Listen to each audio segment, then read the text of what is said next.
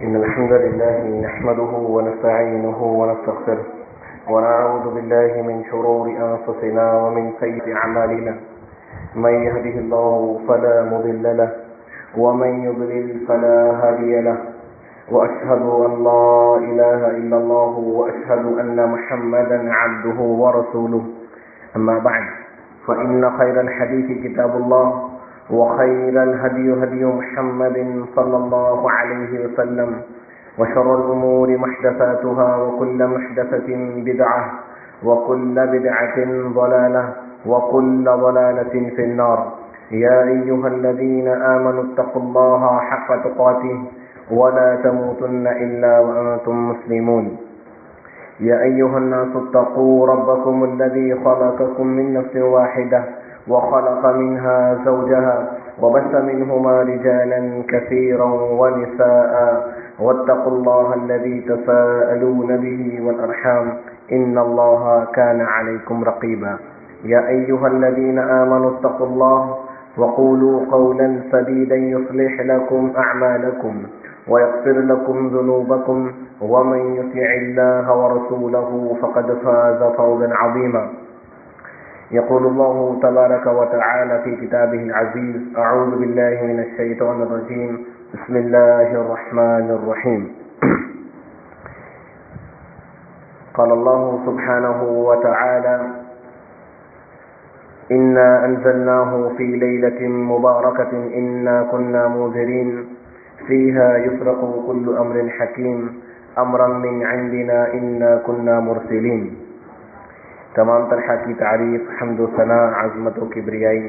اللہ تبارک و تعالیٰ کے لیے لائق ہے جو خالق کائنات مالک ارض و سما ہے، جس نے انسان کو پیدا فرمایا، اسے بولنا سکھایا اور اس کی رشد و ہدایت کے لیے انبیاء علیہم الصلاۃ والسلام کو مبعوث فرمایا۔ درود و سلام نازل ہو تمام انبیاء علیہم الصلاۃ والسلام پر، بالخصوص پیارے نبی جناب محمد رسول اللہ صلی اللہ علیہ وسلم پر۔ اللہم صلی وسلم علی نبینا محمد۔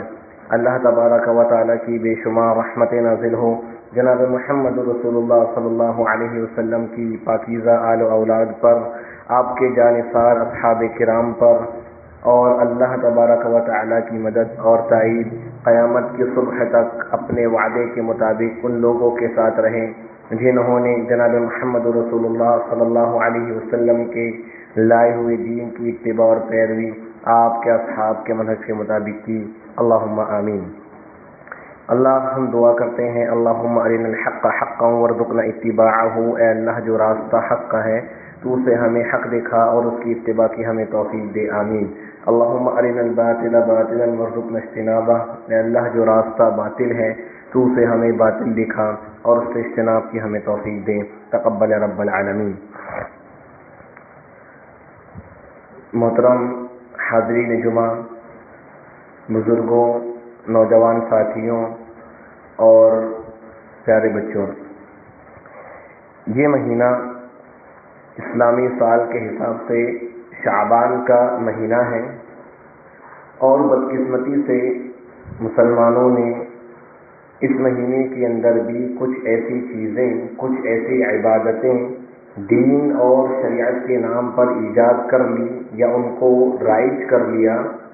جن کا حقیقتاً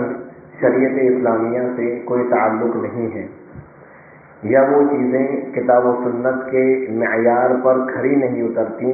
کہ جنہیں بطور خیر یا بطور عبادت کے اپنایا جائے یا جن کو بطور دین سمجھ کر کے کیا جائے۔ سب سے پہلے تو ہم قبل اس کے کہ اس موضوع پر گفتگو کریں کہ مسلمانوں نے اس مہینے میں کون سی چیزیں ایجاد کی یا کیا بدعتیں ایجاد کر رکھی ہیں، اس سے پہلے میں مناسب یہ سمجھتا ہوں کہ شریعت اسلامیہ نے شعبان کے مہینے کے متعلق ہمیں کیا رہنمائی کی ہے اور ہمیں کیا ہدایتیں دی ہیں، اس پر ہم مختصراً نظر ڈالتے ہیں۔ اس سلسلے میں ایک روایت ہے جو عائشہ رضی اللہ تعالیٰ عنہ سے مروی ہے۔ روایت اس طریقے سے ہے وعن عائشة رضي الله تعالى عنها قالت كان رسول الله صلى الله عليه وسلم يصوم حتى نقول لا يفطر ويفطر حتى نقول لا يصوم وما رأيت رسول الله صلى الله عليه وسلم استكمل صيام شهر إلا رمضان وما رأيته أكثر صياما منه في شعبان متفق عليه رواه البخاري في كتاب الصوم ورواه مسلم في كتاب الصيام. یہ روایت صحیح بخاری اور صحیح مسلم کی ہے. عائشہ رضی اللہ تعالیٰ عنہ کہتی ہیں کہ کان رسول اللہ صلی اللہ علیہ وسلم یصوم حتی نقول لا یفطر، کہ اللہ کے رسول علیہ السلام روزہ رکھتے رہتے یہاں تک کہ ہم یہ کہتے ہیں کہ اللہ کے رسول علیہ السلام افطار نہیں کریں گے. پھر کہتی ہیں کہ وَيُفْطِرُ حَتَّى نَقُولُ لَا يَصُومُ، اور اللہ کے رسول علیہ السلام افطار کرتے رہتے، روزہ نہیں رکھتے، حَتَّى نَقُولُ لَا يَصُومُ، یہاں تک کہ ہم یہ کہتے ہیں کہ اللہ کے رسول علیہ السلام اب افطار ہی کریں گے، روزہ نہیں رکھیں گے. وما رأيت رسول اللہ صلی اللہ علیہ وسلم استکمل صیام شہر الا رمضان، اور میں نے اللہ کے رسول علیہ السلام کو نہیں دیکھا کہ آپ نے رمضان کے مہینے کے علاوہ کسی اور مہینے میں بھی روزے مکمل رکھے ہوں. وما رأيته اکثر صیاما منه فی شعبان،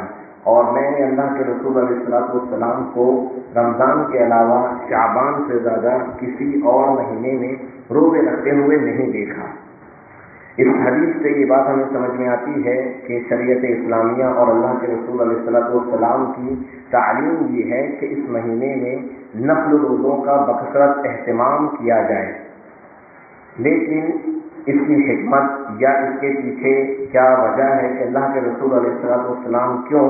اس مہینے میں بکثرت روزے رکھتے تھے اور ہمیں بھی کیوں رکھنا چاہیے، اس کو بھی ایک روایت کی روشنی میں جانتے ہیں. روایت اس طریقے سے ہے، عن اسامہ بن زید رضی اللہ تعالی عنہ قال قلت یا رسول اللہ لم اراك تصوم شهرا من الشهور ما تصوم من شعبان قال ذلك شهر يغفل الناس عنه بين رجب ورمضان وهو شهر ترفع فيه الأعمال إلى رب العالمين فأحب أن يرفع عملي وأنا صائم. رواه احمد في مسنده ورواه النسائی في سننه. یہ مسند احمد اور سنن نسائی کی روایت ہے. راوی اسامہ بن زید رضی اللہ تعالی عنہ ہے. وہ کہتے ہیں کہ میں نے اللہ کے رسول علیہ السلام کو کہا کہ لم اراک تصوم شهرا من الشهور ما تصوم من شعبان، کہ اللہ کے رسول علیہ السلام میں جس قدر آپ کو شعبان کے مہینے میں روزے رکھتے ہوئے دیکھتا ہوں اس طرح کسی اور مہینے میں نہیں دیکھتا. رمضان اس سے مستثنا ہے کیونکہ جیسا عائشہ رضی اللہ عنہ کی روایت میں ہے کہ اللہ کے رسول علیہ السلام رمضان کے مہینے کے ہی صرف مکمل روزے رکھا کرتے تھے. اس کے بعد میں راوی حدیث کہتے ہیں کہ اللہ کے رسول علیہ السلام نے کہا ذَلِكَ شَهْرٌ يَغْفَلُ النَّاسُ عَنْهُ بَيْنَ رَجَبَ وَرَمَضَانَ، اور اللہ کے رسول علیہ السلام نے کہا کہ اس مہینے میں بکثرت روزے رکھنے کی وجہ یا حکمت یہ ہے کہ یہ ایسا مہینہ ہے جس سے لوگ غافل رہتے ہیں بین رجب و رمضان، اور یہ مہینہ رجب اور رمضان کے درمیان میں آتا ہے. اور اس مہینے کے متعلق آپ نے کہا وَهُوَ شَهْرٌ تُرْفَعُ فِيهِ الْأَعْمَالُ إِلَى رَبِّ الْعَالَمِينَ فَأُحِبُّ أَن يُرْفَعَ عَمَلِي وَأَنَا صَائِمٌ، اور اس مہینے میں بندوں کے اعمال اللہ تبارک و تعالیٰ کے یہاں پیش کیے جاتے ہیں تو میں پسند یہ کرتا ہوں کہ میرا عمل اس حال میں اللہ کے یہاں اٹھایا جائے کہ میں روزے سے رہوں. اللہ اکبر. تو اللہ کے رسول علیہ السلام نے حکمت بھی بتائی کہ آپ بکثرت روزے اس وجہ سے رکھتے ہیں کہ اس مہینے میں اللہ تبارک و تعالیٰ کے یہاں بندوں کے اعمال پیش کیے جاتے ہیں. حالانکہ اعمال کا پیش ہونا یہ صرف اس مہینے کے ساتھ خاص نہیں ہے، بلکہ صبح اور شام کے اعمال بھی بندوں کے اللہ کے یہاں پیش کیے جاتے ہیں. اسی طریقے سے ہر پیر اور جمعرات کو بھی پیش کیے جاتے ہیں. لیکن چونکہ اللہ کے رسول علیہ السلام نے خصوصیت کے ساتھ اس مہینے کا ذکر کیا جو اس مہینے کی تعظیم، اہمیت اور عظمت کو بتا دینے کے لیے کافی ہے. خلاصۃ القول یہ ہے کہ شریعت اسلامیہ کی ہمیں اس مہینے کے متعلق تعلیم یہ ہے اور رہنمائی یہ ہے کہ اس مہینے میں کثرت سے نفل روزوں کا اہتمام کیا جائے، اور اس کی حکمت بھی بتا دی گئی کہ اس مہینے میں بندوں کے اعمال اللہ کے یہاں پیش کیے جاتے ہیں، لہذا اس مہینے میں کثرت سے نفل روزوں کا اہتمام کیا جائے. لیکن ایک بات یہ دھیان رہے کہ خصوصاً 15 شعبان کے بعد کی تخصیص کرنا اور 15 شعبان یا اس کے بعد سے روزے رکھنے کی ممانعت ہے. اللہ کے رسول علیہ السلام نے کہا اذا انتصف شعبان فلا تصوموا، کہ جب نصف شعبان ہو جائے تو تم لوگ روزے نہ رکھو۔ تو یہ ان لوگوں کے متعلق ممانعت ہیں جو لوگ شعبان کے شروعات میں یا شعبان کے ابتدائی ایام میں روزوں کا اہتمام نہیں کرتے، اور جب 15 شعبان آ جاتا ہے یا اس کے بعد خصوصیت کے ساتھ روزوں کا اہتمام کرتے ہیں۔ اب اتنی گفتگو اور شریعت اسلامیہ کی رہنمائی جاننے کے بعد ہم اپنے اصل موضوع پر آتے ہیں کہ مسلمانوں نے اس مہینے میں جو بدعت ایجاد کر لی 15 شعبان کے دن شب برات کے نام سے، جو خالص ایک بدعت ہے جس کا ہم انشاءاللہ ابھی دیکھیں گے کہ اس سلسلے میں جو دلائل پیش کیے جاتے ہیں وہ کس قدر کمزور ہیں اور ان کا درجہ شریعت اسلامیہ کے یہاں اور محدثین اور علماء کے یہاں پر کس درجے کے ادلہ اور دلائل ہیں۔ اس سلسلے میں 15 شعبان کی فضیلت میں سب سے پہلے جو بنیادی آیت قرآن مجید کی پیش کی جاتی ہے، جسے ہم نے خطبہ مفتونہ میں بھی ذکر کیا، وہ آیت ہے سورۃ دخان کی۔ اللہ تعالیٰ کہتا ہے کہ انا انزلناہ فی لیلۃ مبارکہ انا کنا منذرین فیہا یفرق کل امر حکیم امرا من عندنا انا کنا مرسلین، کہ ہم نے اس کو یعنی قرآن مجید کو ایک برکت والی رات میں نازل کیا ہے۔ فیہا یفرق کل امر حکیم، اور اس رات میں ہر اہم کام کے فیصلے کیے جاتے ہیں، امرا من عندنا، ہماری جانب سے حکم ہو کر کے۔ تو کچھ لوگوں نے یہاں لیلۃ المبارک سے برکت والی رات سے 15ویں شعبان کو مراد لے لیا ہے، حالانکہ یہ بات صحیح نہیں ہے، کیونکہ اگرچہ اس آیت میں اللہ تعالیٰ نے مجمل یہ بات کہی ہے اور وضاحت نہیں کی گئی کہ وہ برکت والی رات کون سی ہے جس میں قرآن مجید کا نزول ہوا، لیکن اللہ تبارک و تعالیٰ نے دوسرے مقام پر کہا انا انزلناہ فی لیلۃ القدر، کہ ہم نے اس قرآن مجید کو لیلۃ القدر میں نازل کیا ہے۔ تو پتہ یہ چلا کہ وہ برکت والی رات اور مبارک رات وہ لیلۃ القدر ہے، نہ کہ 15ویں شعبان کی وہ رات ہے۔ تو اس سلسلے میں جو پہلی دلیل پیش کی جاتی ہے 15ویں شعبان کی فضیلت میں، وہ صحیح نہیں ہے، کیونکہ قرآن مجید میں دوسرے مقام پر اس کی وضاحت کر دی گئی ہے۔ اب آئیے ہمارے وہ بھائی جو اس رات میں خصوصی عبادت کے قائل ہیں اور جو اس رات میں عبادتیں کرتے ہیں، ان کے کچھ دلائل ہیں، آئیے ہم ان کے دلائل کا بھی جائزہ لیتے ہیں۔ اس سلسلے میں جو پہلی روایت ہے وہ اس طریقے سے ہے، عن عائشة رضی اللہ تعالی عنہ قالت فقدت رسول اللہ صلی اللہ علیہ وسلم لیلة فخرجت فإذا هو بالبقيع فقال أكنت تخافين أن يحيف الله عليك ورسوله؟ قلت يا رسول الله ظننت أنك أتيت بعض نسائك، فقال إن الله تبارك وتعالى ينزل ليلة النصف من شعبان إلى السماء الدنيا فيغفر لأكثر من عدد شعر غنم كلب۔ رواہ ابن ماجہ کی کتاب اقامت الصلاۃ، یہ سنن ابن ماجہ کتاب اقامت الصلاۃ کی روایت ہے۔ رواہ ترمذی کی سنن یہ سنن ترمذی کی روایت ہے، اور امام ترمذی نے اس کو ابواب الصوم عند رسول اللہ صلی اللہ علیہ وسلم میں ذکر کیا ہے۔ اس روایت کا مطلب یہ ہے کہ عائشہ رضی اللہ تعالیٰ عنہ کہتی ہیں کہ میں نے اللہ کے رسول علیہ الصلوۃ والسلام کو ایک رات گم پایا، تو جب میں نکلی فإذا هو بالبقيع، تو اللہ کے رسول علیہ الصلوۃ والسلام بقیع قبرستان میں تھے، تو مجھ سے اللہ کے رسول علیہ الصلوۃ والسلام نے کہا کیا تم اس بات سے ڈر رہی تھی کہ اللہ اور اس کے رسول تم پر ظلم کریں گے یا تمہاری حق تلفی کریں گے؟ عائشہ رضی اللہ تعالیٰ عنہ کہتی ہیں کہ میں نے کہا ظننت انک اتیت بعض نسائک، کہ اللہ کے رسول علیہ الصلوۃ والسلام مجھے ایسا لگا کہ آپ اپنی بعض بیویوں کے پاس یا اپنی بیویوں میں سے کسی بیوی کے پاس چلے گئے ہیں، لہذا میں اٹھ کر کے باہر آ گئی۔ اس کے بعد اللہ کے رسول علیہ الصلوۃ والسلام نے کہا کہ اذا كانت ليلة النصف ان الله عز وجل ينزل الى السماء الدنيا ليلة النصف من شعبان فيغفر اكثر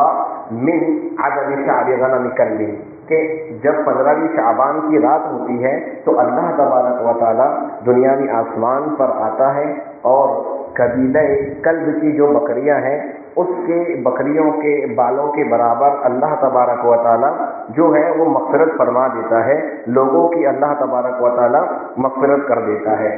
تو اس روایت کو امام ترمذی نے ذکر کیا ہے، لیکن جن لوگوں نے اس روایت سے استدلال کیا ہے 15ویں شعبان کی خصوصی عبادت پر یا 15 شعبان شب برات کی فضیلت پر، ان کا یہ استدلال غلط ہے،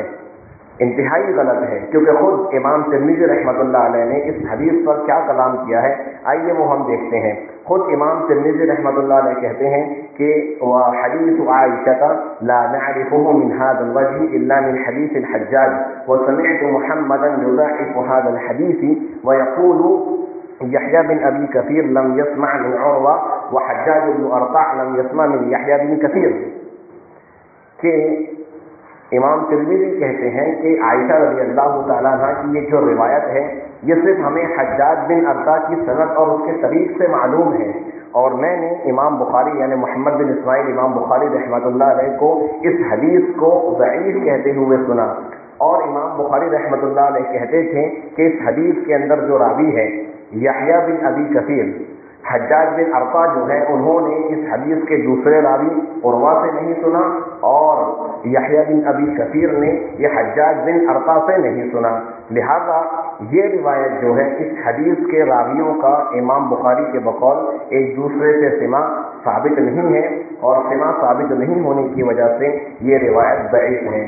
اور یہ کلام کسی اور کا نہیں ہے، خود امام ترمذی رحمہ اللہ علیہ کا ہے کہ انہوں نے اس روایت کو ذکر کیا، اور ذکر کرنے کے بعد یہ بھی بتا دیا کہ یہ روایت اگرچہ ان کی کتاب میں موجود ہے لیکن اس سے 15 شعبان کی کسی خاص فضیلت پر استدلال نہیں کیا جا سکتا، کیونکہ یہ روایت ضعیف ہے، اور ضعیف ہونے کی وجہ بھی امام ترمذی رحمہ اللہ علیہ نے بتا دی ہے۔ تو افسوس کا مقام ہے کہ ہمارے بھائیوں نے یا جو لوگ اس کی عبادت کے قائل ہیں انہوں نے صرف امام ترمذی کی اس روایت کو تو لے لیا، لیکن اس حدیث کے فوراً بعد آپ کا جو کلام ہے اس کو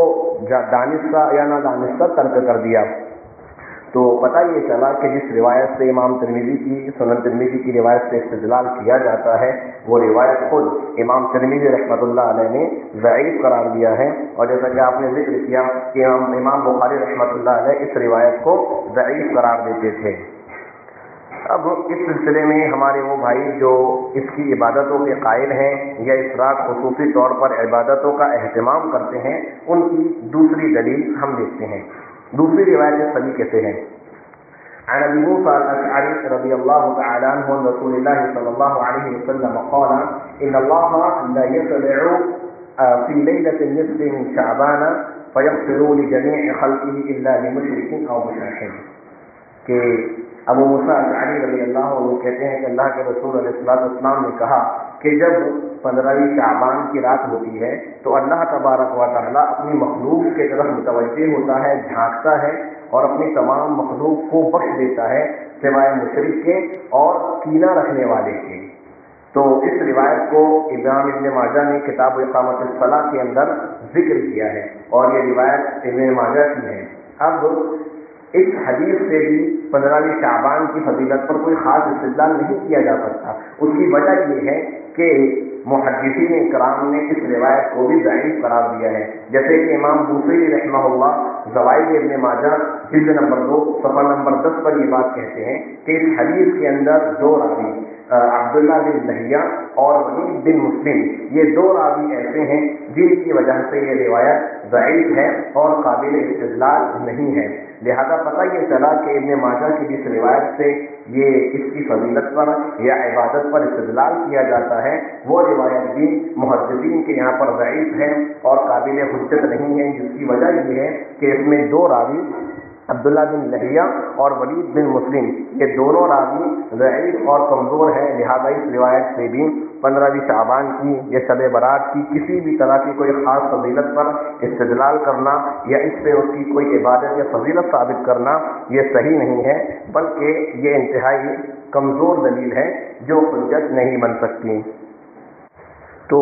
یہ دونوں روایتیں ضعیف اور کمزور ہیں۔ اسی طریقے سے اس کی فضیلت میں یا اس رات کی عبادت میں خصوصیت کے ساتھ ایک اور روایت پیش کی جاتی ہے جو علی بن ابی طالب رضی اللہ تعالیٰ عنہ سے مروی ہے۔ روایت اس طریقے سے ہے، وعن علی رضی اللہ تعالیٰ عنہ قال قال رسول اللہ صلی اللہ علیہ وسلم اذا كانت ليلة النصف من شعبان فقوموا ليلها وصوموا نهارها فإن الله ينزل فيها لغروب الشمس إلى السماء الدنيا ويقول ألا من مستغفر فأغفره ألا من مسترزق فأرزقه ألا من مبتل فأعافيه ألا كذا حتى يطلع الفجر، ورواه ابن ماجہ في كتاب إقامة الصلاة۔ یہ روایت بھی سنن ابن ماجہ کتاب اقامت الصلاۃ کی ہے۔ یہ اس رات کی عبادت میں ایک بہت بڑی دلیل ہے ان لوگوں کی جو اس رات کی عبادت یا فضیلت کو ثابت کرتے ہیں۔ آئیے اس روایت کا ترجمہ اور اس روایت کا حکم محدثین کے یہاں پر دیکھتے ہیں کہ یہ روایت کس درجے کی ہے۔ روایت کا مطلب یہ ہے کہ اللہ کے رسول علیہ السلام نے کہا کہ جب 15ویں شعبان ہو فقوموا لیلھا وصوموا نہارھا، تو تم لوگ اس رات کو قیام کرو، نماز پڑھو، وصوموا نہارھا، اور اس دن کے روزے رکھو۔ کیوں؟ فإن اللہ عز وجل ينزل فيها لغروب الشمس إلى السماء الدنيا، کیونکہ اس رات اللہ تبارک و تعالی وہ دنیاوی آسمان پر آتا ہے اور کہتا ہے الا من مستغفر فاغفرہ، ہے کوئی مجھ سے مغفرت مانگنے والا کہ جس کی میں مغفرت کر دوں، الا من مسترزق فارزقہ، ہے کوئی مجھ سے مغفرت رزق طلب کرنے والا کہ میں اسے رزق عطا کر دوں، الا من مبتل فاعافیہ، ہے کوئی مصیبت زدہ پریشان حال جو مجھ سے طلب کرے تو میں اس کو عافیت دے دوں اور اس کی تکلیف کو میں دور کر دوں، اللہ کذا اللہ کذا۔ اور اللہ تعالیٰ کا یہی معاملہ چلتے رہتا ہے کہ یہاں تک کہ فجر طلوع ہو جاتی ہے۔ یہ روایت بھی سابقہ روایت کی طرح ابن ماجہ کتاب اقامت الصلاۃ کی روایت ہے۔ اب اس روایت کے بارے میں ہم محدثین کی رائے دیکھتے ہیں۔ سب سے پہلے امام بوصیری رحمۃ اللہ علیہ کہتے ہیں زوائد ابن ماجہ جلد نمبر 2 صفحہ نمبر 10، یہ کہتے ہیں کہ اس روایت کے اندر ایک راوی ابن ابی صبرہ ہے جس کو امام احمد بن حنبل اور امام یحییٰ بن معین نے حدیث گڑنے والا اور موضوع منگرت روایتیں بیان قرار دینے والا قرار دیا ہے۔ اسی طریقے سے امام عقیلی نے عبدالرفاع کبیر جلد نمبر 2 صفحہ نمبر 271 پر اور امام ابن حجر رحمہ اللہ نے تقریب التہذیب جلد نمبر 2 صفحہ نمبر 397 پر یہی بات کہی ہے کہ اس میں ایک راوی ابن ابی صبرہ ہے جو کہ موضوع اور من گھڑت روایتیں بیان کرنے والا ہے، لہذا پتہ یہ چلا کہ یہ روایت بھی انتہائی کمزور ہے، بلکہ یہ روایت کے اندر ایک ایسا راوی ہے جو موضوع اور من گھڑت حدیثیں بیان کرتا ہے، لہذا اس کی یہ حدیث اور یہ روایت قابل قبول نہیں ہے۔ تو محترم حاضرین جمعہ، ہم نے یہ چیز دیکھی کہ جو روایت پیش کی جاتی ہے کہ جب 15ویں شعبان ہو تو اس کی رات قیام کرو اور اس رات جو ہے اس کے دن میں تم لوگ روزے رکھو، تو یہ روایت موضوع روایتیں بیان کرنے والی من گھڑت روایتیں بیان کرنے والے راوی ابن ابی صبرہ کی ہے، جیسا کہ محدثین نے اس وقت حکم لگایا ہے۔ اسی طریقے سے ایک روایت اور پیش کی جاتی ہے اس سلسلے میں، اس رات کی مہینے کے اندر خصوصی فضیلت کے طور پر، وہ روایت اس طریقے سے ہے کہ رجب شہر اللہ و شعبان شہری و رمضان شہر امتی، کہ رجب یہ اللہ تبارک و تعالیٰ کا مہینہ ہے اور یہ رجب شہر اللہ، رجب اللہ تبارک و تعالیٰ کا مہینہ ہے، وہ شعبان شہری، اور شعبان یہ میرا مہینہ ہے، وہ رمضان شہر امتی، اور رمضان جو ہے یہ میری امت کا مہینہ ہے۔ یہ روایت قابل قبول نہیں ہو سکتی، یا یہ روایت سے اس مہینے کی کسی خاص فضیلت پر جو ہم نے ذکر کی ہے شروعات میں روزے رکھنے اور اس کے متعلق، اس کے علاوہ کسی اور فضیلت پر کوئی خاص اہتمام نہیں کیا جا سکتا، کیونکہ یہ روایت بھی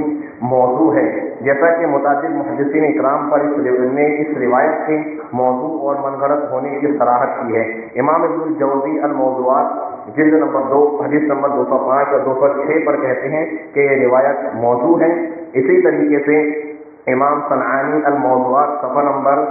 61 حدیث نمبر 129 کے تحت کہتے ہیں، اور امام سیوطی اللعلی المصنوعہ سے احادیث الموضوعہ جلد نمبر 2 صفحہ نمبر 114۔ تو یہ کچھ حوالے ہیں جن کی بنیاد پر یہ بات آپ دیکھ سکتے ہیں اور مراجعہ کر سکتے ہیں کہ یہ روایت جو پیش کی جاتی ہے کہ رجب اللہ کا مہینہ ہے، شعبان میرا مہینہ ہے اور رمضان میری امت کا مہینہ ہے، تو یہ صحیح نہیں ہے، بلکہ یہ بھی ایک موضوع اور من گھڑت روایت ہے جس سے اس مہینے کی کوئی خاص فضیلت یا اس رات عبادت کرنے کی کوئی خاص فضیلت ثابت نہیں ہوتی ہے۔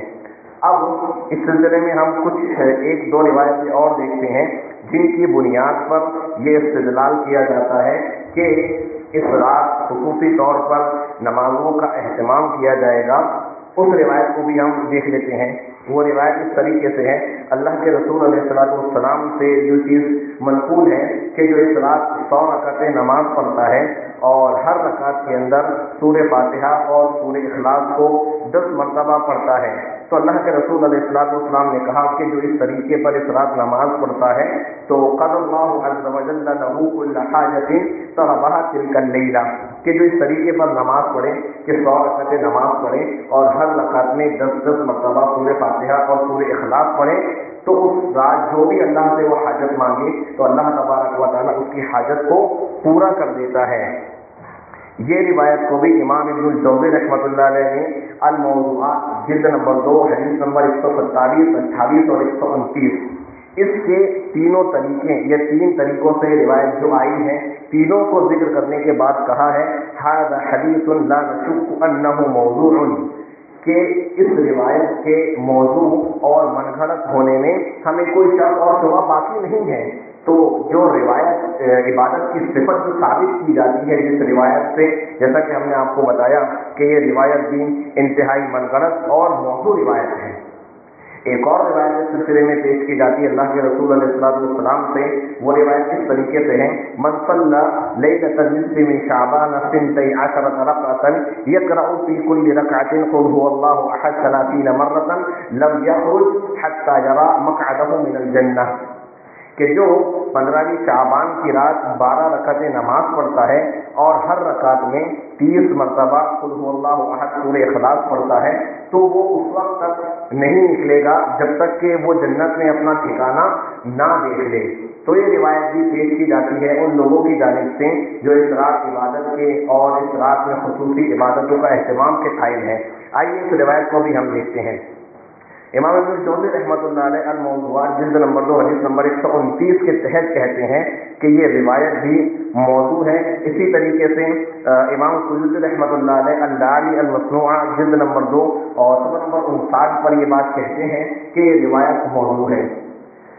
میرے عزیزوں اور محترموں، خلاصۃ الکلام اتنی گفتگو کا یہ ہوا کہ اس سلسلے میں جتنے بھی دلائل پیش کیے جاتے ہیں 15ویں شعبان شب برات کی خصوصی عبادت کو ثابت کرنے کے لیے، وہ انتہائی کمزور ہیں اور انتہائی اس درجے کے نہیں ہیں کہ جن سے کسی طرح کی کوئی خاص عبادت یا فضیلت پر استدلال کیا جائے یا کسی خاص عبادت کا اہتمام کیا جائے۔ ہاں رہا اب اللہ تبارک و تعالیٰ کا دنیا میں آسمان پر آنا، تو اسے کسی رات کے ساتھ خاص نہیں ہے۔ اللہ کے رسول علیہ السلام نے کہا وعن ابی ہریرہ رضی اللہ تعالی عنہ قال قال رسول اللہ صلی اللہ علیہ وسلم ان اللہ عز وجل ينزل كل ليلة الى السماء الدنيا حين يبقى الثلث الليل الاخر فيقول هل من مستغفر فاغفره من يدعوني فاستجيب له من يستغفروني فاغفره ومن يسألني فاعطيه، رواه البخاری کی کتاب التہجد باللیل۔ امام بخاری رحمۃ اللہ علیہ نے اس روایت کو کتاب التہجد باللیل کے اندر ذکر کیا ہے۔ اللہ کے رسول علیہ السلام کہتے ہیں کہ اللہ تبارک و تعالیٰ جب رات کا آخری پہر ہوتا ہے، اگر آپ آخری پہر رات کو 3 حصوں میں بانٹ دیں، اگر آپ 6 بجے سے ہی رات کاؤنٹ کرتے ہیں یا 7 بجے سے بھی، آج 6 بجے سے کر دیں تو 6 سے 10 تک یہ رات کا پہلا پہر، 10 سے لے کر 2 تک یہ رات کا دوسرا پہر، اور 2 بجے کے بعد سے رات کا تیسرا پہر۔ تو جب رات کا تیسرا پہر باقی ہوتا ہے تو اللہ تبارک و تعالیٰ ہر رات دنیا میں آسمان پر آتا ہے اور کہتا ہے کہ کون ہے جو مجھ سے مغفرت طلب کرے، میں اس کی مغفرت کر دوں، کون ہے جو مجھ سے دعا مانگے میں اس کی دعا قبول کر لوں، کون ہے جو مجھ سے سوال کرے تو میں اس کے سوال کو پورا کر دوں۔ تو اللہ تبارک و تعالیٰ کا دنیا میں آسمان پر آنا یہ صرف 15ویں شعبان یا شب برات والی رات کے ساتھ خاص نہیں ہے، بلکہ ہر رات اللہ تبارک و تعالیٰ دنیا میں آسمان پر آتا ہے اور اپنے بندوں سے یہ صدائیں لگاتا ہے۔ تو پوری بات کا نچوڑ اور خلاصہ یہ ہے کہ شریعت اسلامیہ نے شعبان کے متعلق ہماری جو رہنمائی کی ہے وہ یہی ہے کہ اس مہینے میں کثرت سے نفل روزوں کا اہتمام کیا جائے اور 15 شعبان یا ان کے بعد کی تخصیص نہ کی جائے روزے رکھنے کے لیے، اور اس کے علاوہ جو عبادتیں کی جاتی ہیں 15ویں شعبان اس سلسلے میں جو دلائل قرآن آیت یا حدیثیں پیش کی جاتی ہیں وہ ہم نے انتہائی وضاحت کے ساتھ جان لیا کہ یہ کس درجے کی ہیں اور انتہائی کمزور ہیں، جو کتاب و سنت کے کئی ایک متعدد صحیح ادلہ کے خلاف ہیں اور کتاب و سنت کے اصولوں کے خلاف ہیں، لہٰذا وہ قابل قبول نہیں ہے۔ اور اس سے پہلے ہمارا جو ایک جمعہ تھا مسلمان شیعیت کی زد میں، وہاں ہم نے دلائل کی روشنی میں یہ بات بھی واضح کی ہے کہ جس رات اللہ کے رسول علیہ السلام بقیع قبرستان گئے، وہ اللہ کے رسول علیہ السلام کی وفات سے 4 یا 5 دن پہلے کا واقعہ ہے، یعنی تقریباً